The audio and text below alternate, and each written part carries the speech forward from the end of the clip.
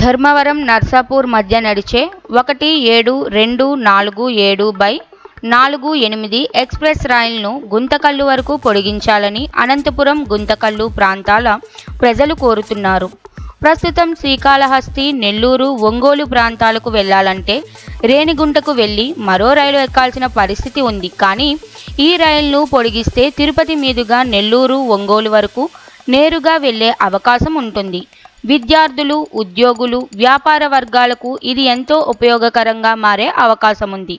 ఉదయం 10 గంటలకి ధర్మవరం చేరే రైలు అక్కడ 4 గంటల పాటు నిలబడే బదులు గుంతకల్లు వరకు నడిపితే సమయాన్ని ఆదా చేయడమే కాకుండా ప్రయాణికుల ప్రయాణానికి మరింత వెసులుబాటు కలుగుతుంది. విశ్లేషకులు చెబుతున్నది ఏమిటంటే, గుంతకల్లు, కదిరి, మదనపల్లె, తిరుపతి మీదుగా ప్రయాణించే డిమాండ్ భారీగా ఉందని స్పష్టమవుతోంది. ప్రజల డిమాండ్ను పరిగణనలోకి తీసుకొని రైల్వే అధికారులు ఈ పొడిగింపుపై త్వరగా నిర్ణయం తీసుకోవాలని ఆశిస్తున్నారు. ఇదే సమయంలో నడికూడి నుండి శ్రీకాళహస్తి వరకు తొలిసారి ప్రయాణికుల రైలు నేడు ప్రారంభమవుతోంది. అలాగే నరసాపురం నుంచి తిరువణమలైకు ప్రత్యేక రైలు భక్తులకు ప్రయోజనం కలిగించనుంది.